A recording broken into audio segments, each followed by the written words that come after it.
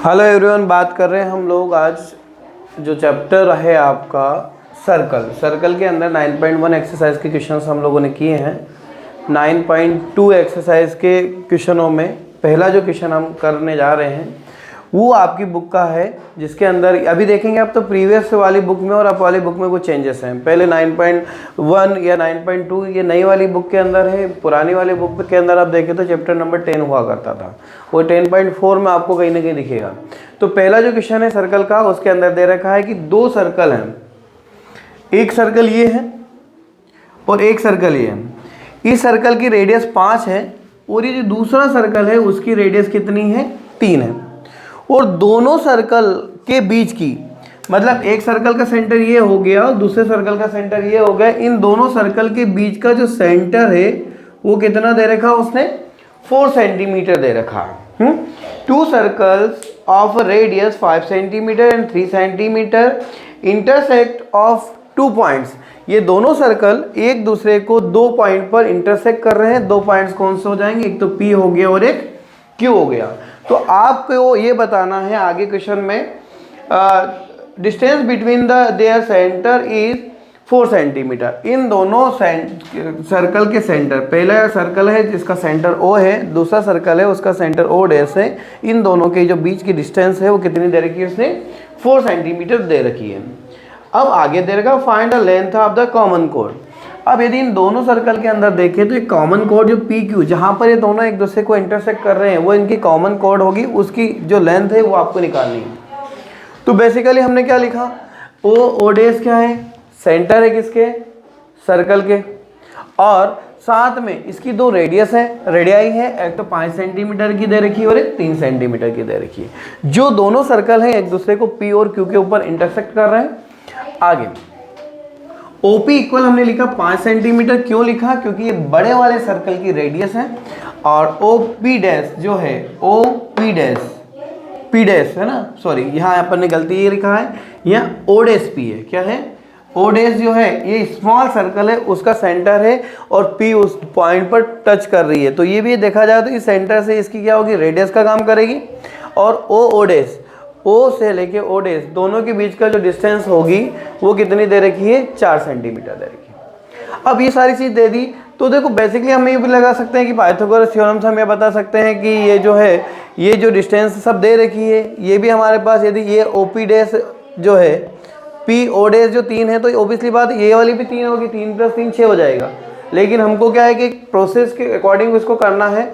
तो हम देखें कि यदि हम लोग OP का स्क्वायर कर देते हैं, OP डैश का स्क्वायर कर देते हैं, O डैश B डैश है ना, O डैश P डैश का स्क्वायर कर दिया, O डैश का यदि हमने स्क्वायर कर दिया तो क्या होगा, 3 का स्क्वायर और 4 का स्क्वायर, दोनों को करा तो कितना हो जाएगा, 9 + 16 कितना हो गया, 25।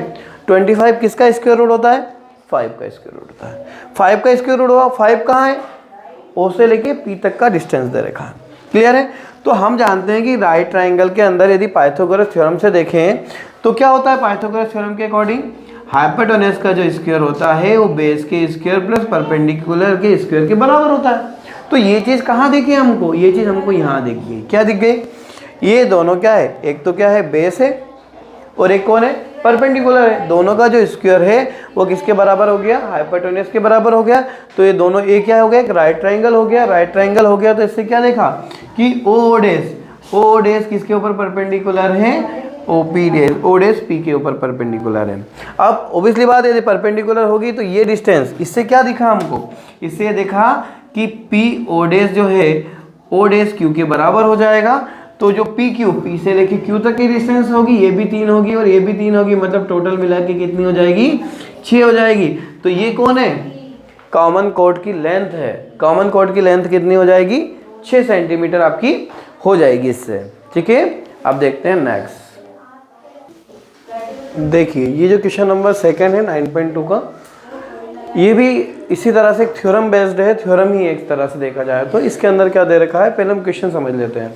क्वेश्चन के अंदर आपके पास दे रखा है, if 2 equal chords of a circle intersect to the circle, prove that the segment of one chord are equal to the corresponding segment of other chord। एक सर्कल लिया, सर्कल के अंदर हमने 2 कोड ली, एक कोड हमारे पास कौन है, ए बी है, और एक कोड हमारी क्या है, सी डी है। ये दोनों कोड क्या है, बराबर है, इक्वल, ए कोड और ये कोड दोनों इक्वल है। अब यदि ये दोनों एक दूसरे को जिस पॉइंट के ऊपर इंटरसेक्ट कर रही है, आगे क्या कह रहा है कि वहाँ से ये जो इनके सेगमेंट है वो बराबर होंगे। सेगमेंट मतलब जहाँ पर भी इंटरसेक्ट करेगी वहाँ से इतनी, ये दोनों भी बराबर होने चाहिए और ये दोनों भी इक्वल होना चाहिए। एक सर्कल है जिसके अंदर हमने 2 इक्वल कोड लिया है। अब ये दोनों सेंटर से जिस पॉइंट के ऊपर इंटरसेक्ट करेंगे वहाँ से बनने वाले सेगमेंट जो होंगे वो इक्वल होंगे, ये आपको बताना है। इससे बनने वाला सेगमेंट क्या होगा, सी ई और बी बराबर होना चाहिए, ए ई और ई डी जो है बराबर होना चाहिए। ये चीज़ अपने को प्रूव करना है। इसको हमको प्रूव करने के लिए हमने क्या किया, एक सर्कल लिया है, उसका सेंटर ओ लिया है। अब वहाँ से हमने एक परपेंडिकुलर ओ एम डाला और इसके ऊपर एक परपेंडिकुलर ओ एन डाला। अब ये डालने के बाद यहाँ से हमने इसको ज्वाइन कर दिया, किसको, ओ ई को हमने क्या कर दिया, ज्वाइन कर दिया। ये चीज़ हमने लिखा, देखो हमारे पास वो एक सेंटर है, ए बी और सी डी क्या है, 2 कोड है जो एक दूसरे को इंटरसेक्ट कर रही है, किसके ऊपर, ओ के ऊपर कर रही है। जो अपन कह रहे हैं वही हम लिख रहे हैं, कुछ भी नया कुछ नहीं कर रहे हैं इसके अंदर। अब हमको प्रूव क्या करना है कि ए से लेके ई तक की डिस्टेंस जो डी से लेके ई के इक्वल होगी, और सी से लेके ई तक का डिस्टेंस और बी से लेकर ई तक का डिस्टेंस क्या होगा, इक्वल होगा आपका। हाँ, कंस्ट्रक्शन में हमने क्या किया, जो मैंने बोला आपको, हमने ओ से लेके एम के ऊपर perpendicular, O M perpendicular A B के ऊपर डाला और ओ एन परपेंडिकुलर हमने डी सी के ऊपर डाला। ये चीज़ हमने लिखी है और हमने ज्वाइन कर दिया किसको, ओ और ई को क्या कर दिया, इसके अंदर हमने ज्वाइन कर दिया। अब यदि हम 2 ट्राइंगल लें, यदि एक ट्राइंगल ओ एम ई ले लेते हैं और ओ एन ई हम ले लेते हैं, तो इन दोनों ट्राइंगल में हमको क्या दिखा, हमको क्या दिखा कि यहाँ पर देखिए ओ से लेके ई जो है वो दोनों में दीवार का काम कर रही है। एक घर ये हो गया, एक घर ये हो गया, ये क्या है, कॉमन लाइन का काम कर रही है। तो ओ ई क्या हो गया, कॉमन हो गया। अब देखिए ओ एम और ओ एन दोनों ही क्या है, कोड है और दोनों की इक्वल डिस्टेंस पे है। तो वो जहाँ पर होगी ये डिस्टेंस और ये डिस्टेंस भी क्या होगी, बराबर होगी, इक्वल होगी। तो ओ एम क्या है, इक्वल कोड हो गई। अब आगे हम देखते हैं कि ये एंगल और ये एंगल कितने डिग्री के, जो कोई भी चीज़ एक दूसरे के ऊपर परपेंडिकुलर होती है तो क्या होता है, 90 डिग्री का एंगल बनाती है। तो इस 90 डिग्री हो गया। तो हमने देखा कि एक side right triangle hypotenuse and one side RHS हमने बता दिया, तो दोनों ट्राइंगल क्या हो गए, कॉन्ग्रेंट हो जाएंगे। ये दोनों ट्राइंगल हमारे हो गए कॉन्ग्रेंट। कॉन्ग्रेंट होने के बाद में CPCD से हम क्या बता देंगे कि बची हुई एमी साइड जो होगी वो एनी साइड के इक्वल हो जाएगी, इक्वल हो गई। अब हमने ये भी करने के बाद हमने देखा है कि यदि AB जो है वो CD के इक्वल है, ठीक है, क्यों, इक्वल कोड थी।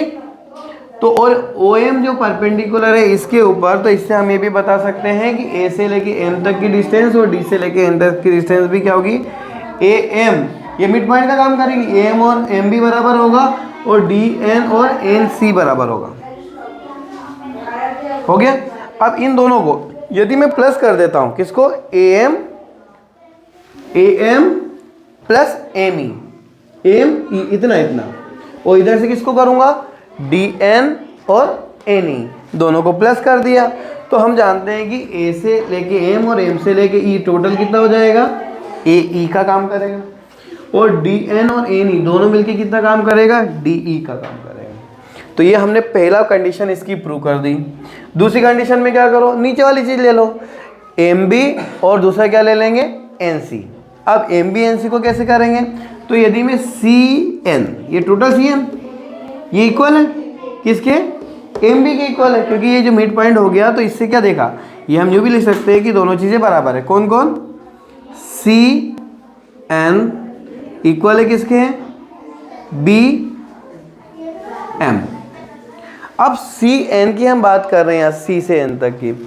यदि मैं पूरे CN में से यदि NE को माइनस कर दूं, क्योंकि ये डिस्टेंस और डिस्टेंस बराबर है, यहाँ पर माइनस कर दिया, और MB में से अपन ने ME को माइनस कर दिया, तो बचेगा कौन, CE इक्वल BE हो गया। इस तरह से हमारे पास जो है दोनों कंडीशन को हमने प्रूव कर दिया। ये हमारी थ्योरम का पार्ट था इसके अंदर। क्वेश्चन नंबर 2 में देखिए, ये जो क्वेश्चन नंबर 3 है ये सेम क्वेश्चन नंबर 2 जैसा है।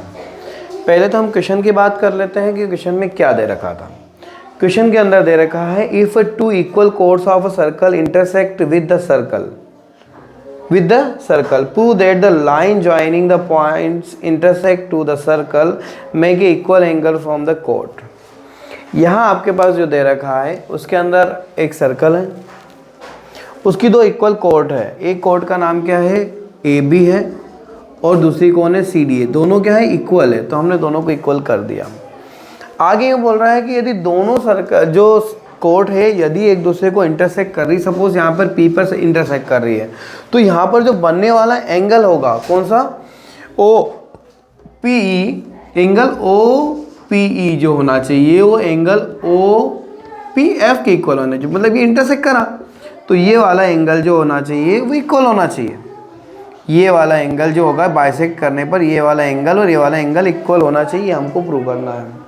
इसको प्रूव करने के लिए हमने क्या किया, पहले तो जो दे रखा है गिवन क्या है वो लिखेंगे। एक सर्कल है जिसका सेंटर ओ है, O is centre of circle, and A B and C D are two chords are equal and intersect to the each other at a point P.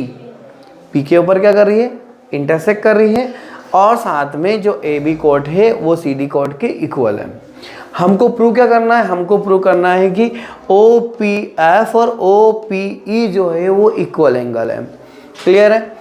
और अब आते हैं हम लोग कंस्ट्रक्शन पे। कंस्ट्रक्शन में क्या किया हमने, ओ से एक परपेंडिकुलर हमने इस सी डी के ऊपर डाला, और ओ से एक परपेंडिकुलर हमने ए बी पर डाला। ओ ए बी पर परपेंडिकुलर जो है वो ए ई है, ओ ई है, और ए सी डी पर जो परपेंडिकुलर है वो ओ एफ है। क्लियर हो गई। अब हमने क्या करा, ओ से पी को ज्वाइन कर दिया। क्लियर, ये कंस्ट्रक्शन में आ गया। अब हमारे पास दो ट्राइंगल बन गए। कौन से, एक ट्राइंगल तो ये हो गया और एक ट्राइंगल ये हो गया। तो जैसा भी हमने करा था इन दोनों में देखो, जो कोई भी चीज़ एक दूसरे के परपेंडिकुलर होती है तो वहाँ बनने वाला एंगल कितने डिग्री का होता है, 90 डिग्री का होगा। तो ये 90 हो गया। अब ये OP दोनों क्या है, दीवार का काम करेगी, कॉमन हो जाएगी। ये हो गया, कॉमन हो गया। और OF और OE इक्वल होगा। क्यों इक्वल होगा, क्योंकि ये कॉमन कोड है, दोनों में जो कोड है वो इक्वल है। इक्वल होगी तो ये डिस्टेंस भी दोनों की क्या होगी, सेंटर से इक्वल डिस्टेंस पर होगी। तो हमने देखा कि दोनों ट्राइंगल OEPOFP दोनों क्या हो जाएंगे, इक्वल होंगे। रीजन क्या होगा, RHS, right angle hypotenuse and one side. ये राइट एंगल, ये हाइपोटेन्यूस और ये वन साइड, दोनों क्या हो जाएंगे, इक्वल हो जाएंगे RHS से। और CPCT से हम बता देंगे कि दोनों एंगल भी बराबर है। CPCT का फुल फॉर्म क्या होता है, corresponding part of congruent triangle. देखिए क्वेश्चन नंबर 4 है। इसके अंदर आपके पास एक लाइन है, दो कॉन्सेंट्रिक सर्कल है। कॉन्सेंट्रिक मतलब क्या है, जिसका सेंटर एक हो। एक सर्कल ये है और एक सर्कल ये, दो अलग अलग सेंटर हैं जिनका कॉन्सेंट्रिक है। कॉन्सेंट्रिक होना मतलब क्या हुआ कि उस दोनों का सेंटर एक ही होना कहा जाता है। अब इसके अंदर क्या है कि एक लाइन सेगमेंट को अपन ने इसके अंदर इंटरसेक्ट कर दिया। जो लाइन सेगमेंट है, जो एक्सटर्नल सर्कल है उसको ए और सी पर इंटरसेक्ट कर रहा है, काट रहा है, और इंटरनल वाले को बी और सी पर इंटरसेक्ट कर रहा है। हमारे पास क्या है, हमने क्या करा, a line intersect to the concentric circle with the common centre. Centre क्या है इसका, ओ है। कहाँ पर काट रहा है, ए बी सी डी के ऊपर। ये अपने क्वेश्चन में दे रखा है। हमने क्या करा, इसके सेंटर से एक परपेंडिकुलर डाला OM, जो परपेंडिकुलर है किसके ऊपर, AD लाइन के ऊपर परपेंडिकुलर है। अब आते हैं हम लोग, हमको प्रूव क्या करना है, हमको बताना है कि जो AB है वो CD के इक्वल। इसको प्रूव करने के लिए यदि मैं एक्सटर्नल सर्कल की बात करूं तो हमने देखा कि जो OM है वो परपेंडिकुलर किसके ऊपर है, AD पर है। यदि परपेंडिकुलर होगा, कोई भी सेंटर से कोई भी कोड के ऊपर परपेंडिकुलर होता है तो वो कोड क्या होती है, दो बराबर इक्वल पार्ट में डिवाइड हो जाती है। यदि OM परपेंडिकुलर है CD के ऊपर तो AM किसके इक्वल होगा, MD के बराबर। इसी तरह से ये अपन ने लिख लिया, perpendicular from the centre to the code bisect to the code को बराबर इक्वल पार्ट में बाइसेक्ट कर देती है। सेकंड, यदि हम इंटरनल सर्कल की बात करें तो इसके अंदर भी OM परपेंडिकुलर है किसके ऊपर, BC के ऊपर है, तो इससे ये भी इसको दो बराबर पार्ट में डिवाइड करेगी, मतलब BM किसके बराबर हो जाएगा, CM के बराबर। यदि मैं इक्वेशन नंबर 1 और 2 को देखूं और दोनों को एक दूसरे से माइनस कर दिया जाए, AM माइनस BM और DM माइनस CM, तो यदि AM में से हमने BM को माइनस कर दिया तो बचा कौन, AB। और यहाँ देखिए DM में से यदि CM को माइनस कर दिया तो बचा कौन, CD। तो हमको यही तो प्रूव करना था, AB is equal to CD। तो इस तरह से हमने आज करीबन 4 क्वेश्चंस किए। नेक्स्ट क्वेश्चंस जो है हम नेक्स्ट वीडियो में करेंगे। Thank you very much.